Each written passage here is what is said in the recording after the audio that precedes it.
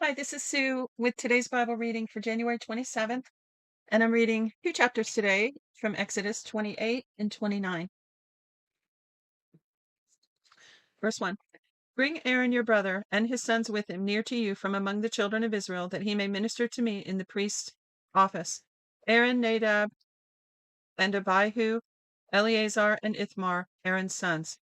You shall make holy garments for Aaron your brother for glory and for beauty. You shall speak to all who are wise-hearted, whom I have filled with the spirit of wisdom. Oh, that should be our prayer, shouldn't it? Lord, make us wise-hearted and fill us with your spirit of wisdom. Continuing with that verse, that they make Aaron's garments to sanctify him. So he wanted wise people to make these garments, that he may minister to me in the priest's office. These are the garments which they shall make: a breastplate, an ephod, a robe, a fitted tunic, a turban, and a sash. They shall make holy garments for Aaron, your brother, and his sons, that he may minister to me in the priest's office. They shall use the gold, and the blue, and the purple, and the scarlet, and the fine linen. You can find a picture of this on Google. I may post one on my community tab too. So you can see Aaron's garment and the ephod and all that if you've never seen what that looked like before. Verse 6. They shall make the ephod of gold, blue, purple, scarlet, and fine twined linen, the work of the skillful workman. It shall have two shoulder straps joined to the two ends of it, that it may be joined together. The skillfully woven band which is on it shall be like its work, and of the same piece of gold, gold, blue, purple, scarlet, and fine twined linen. You shall take 2 onyx stones and engrave them on the names of the children of Israel, 6 of their names on the one stone, and the names of the 6 that remain on the other stone in the order of their birth. With the work of an engraver in stone, like the engravings of a signet, you shall engrave the 2 stones, according to the names of the children of Israel. You shall make them to be enclosed in settings of gold. You shall put the 2 stones on the shoulder straps of the ephod, to be stones of memorial for the children of Israel. Aaron shall bear their names before Yahweh on his 2 shoulders for a memorial. Do you see how important it is to have that family history here? It's huge. The lineage, um, the lineage here, all the way back from Adam, all the way through to Jesus, is very important. So he's maintaining their identity here. You shall make settings of gold and 2 chains of pure gold. You shall make them like cords of braided work. You shall put the braided chains on the settings. You shall make a breastplate of judgment, the work of the skillful workman, like the work of the ephod. You shall make it of gold, blue, and of purple, and scarlet, and fine twined linen. You shall make it.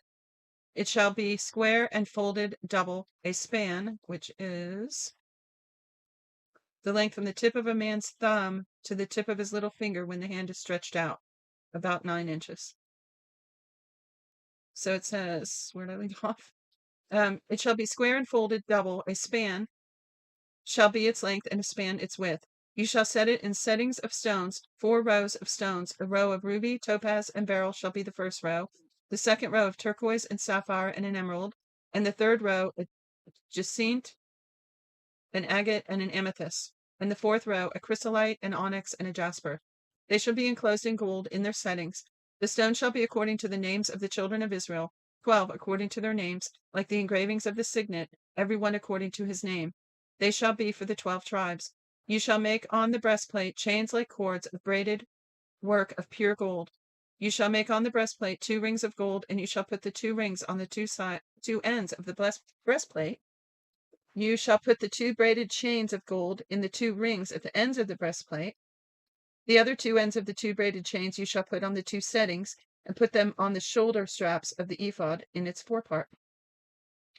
You shall make 2 rings of gold, and you shall put them on the 2 ends of the breastplate on its edge, which is toward the side of the ephod, inward. You shall make the 2 rings of gold, and shall put them on the 2 shoulder straps of the ephod underneath, in its forepart, closed by its coupling above the skillfully woven band of the ephod. They shall bind the breastplate by its rings to the rings of the ephod with a lace of blue, that it may be on the skillfully woven band of the ephod, and that the breastplate may not swing out from the ephod. Aaron shall bear the names of the children of Israel in the breastplate of judgment on his heart when he goes into the holy place for a memorial before Yahweh continually. So it's a memorial of the covenant that God made. You shall put the breastplate of judgment, the Urim and the Thummim. You shall put in the breastplate of judgment the Urim and the Thummim, and they shall be on Aaron's heart when he goes before Yahweh. Aaron shall bear the judgment of the children of Israel on his heart before Yahweh continually. Verse 31. You shall make the robe of ephod all of blue. It shall have a hole for the head in the middle of it. It shall have a binding of woven work around its hole, as it were the hole of a coat of mail, that it not be torn. On its hem you shall make pomegranates of blue and purple and of scarlet all around its hem, with bells of gold between and around them. Golden bell and a pomegranate, a golden bell and a pomegranate around the hem of the bottom. It shall be on Aaron to minister, and its sound shall be heard when he goes into the holy place before Yahweh, and when he comes out, that he not die. There's a whole bunch of study behind everything we just read, what the Urim and the Thummim were, which is kind of mysterious, but you can look that up. And also this whole thing about Aaron not dying when he goes in into the Holy of Holies for the people. Verse 36. You shall make a plate of pure gold and engrave on it, like the engravings of a signet, holy to Yahweh. You shall put it on a lace of blue, and it shall be on the sash. It shall be on the front of the sash. It shall be on Aaron's forehead, and Aaron shall bear the iniquity of the holy things, which the children of Israel shall make holy in all their holy gifts, and it shall always be on his forehead, that they may be accepted before Yahweh. You shall weave the tunic with fine linen. You shall make a turban of fine linen. You shall make a sash, the work of the embroiderer. You shall make tunics for Aaron's sons. You shall make sashes for them. You shall make headbands for them for glory and for beauty. You shall put them on Aaron your brother and on his sons with him, and shall anoint them and consecrate them and sanctify them, that they may minister to me in the priest's office. You shall make them linen pants to cover their naked flesh. They shall reach from the waist even to the thighs. That's underwear. They shall reach from the waist even to the thighs. Thus should be on Aaron and his sons when they go to the tent of the meeting, or when they come near to the altar to minister in the holy place, that they don't bear iniquity and die. This shall be a statute forever to him and to his offspring after him. This is the thing that you shall do to make them holy, to minister to me in the priest's office. Take 1 young bull and 2 rams without defect, unleavened bread, unleavened cakes mixed with oil, and unleavened wafers anointed with oil. You shall make them of fine wheat flour. You shall put them in 1 basket and bring them in 1 basket with the bull and the 2 rams. You shall bring Aaron and his sons to the door of the tent of the meeting, and shall wash them with water. You shall take the garments and put on Aaron the tunic, the robe of the ephod with the breastplate, and clothe him with the skillfully woven band of the ephod. You shall set the turban on his head and put the holy crown on the turban. Then you shall take the anointing oil and pour it on his head and anoint him. You shall bring his sons and put tunics on them. You shall clothe them with the belts, Aaron and his sons, and bind headbands on them. They shall have the priesthood by a perpetual state. You shall consecrate Aaron and his sons. You shall bring the bull before the tent of the meeting, and Aaron and his sons shall lay their hands on the head of the bull. You shall kill the bull before Yahweh at the door of the tent of the meeting. You shall take of the blood and of the bull and put it in the horns of the altar with your finger, and you shall pour out all the blood at the base of the altar. You shall take all the fat that covers the innards, the cover of the liver, the 2 kidneys, and the fat that is on them, and burn them on the altar. But the meat of the bull and its skin and its dung you shall burn with fire outside of the camp. It is a sin offering. You shall also take the 1 ram, and Aaron and his sons shall lay their hands on the head of the ram. You shall kill the ram, and you shall take its blood and sprinkle it around the altar. You shall cut the ram into its pieces and wash its innards and its legs, and put them with its pieces and with its head. You shall burn the whole ram on the altar. It is a burnt offering to Yahweh. It is a pleasant aroma, an offering made by fire to Yahweh. You shall take the other ram, and Aaron and his sons shall lay their hands on the head of the ram. Then you shall kill the ram and take some of its blood and put it on the tip of the right ear of Aaron, and on the tip of the right ear of his sons, and on the thumb of their right hand, and on the big toe of their right foot, and sprinkle the blood around the altar. You shall take of the blood that is on the altar and the anointing oil, and sprinkle it on Aaron, and on his garments, and on his sons, and on the garments of his sons with him. And he shall be made holy, and his garments with his sons, and his sons' garments with him.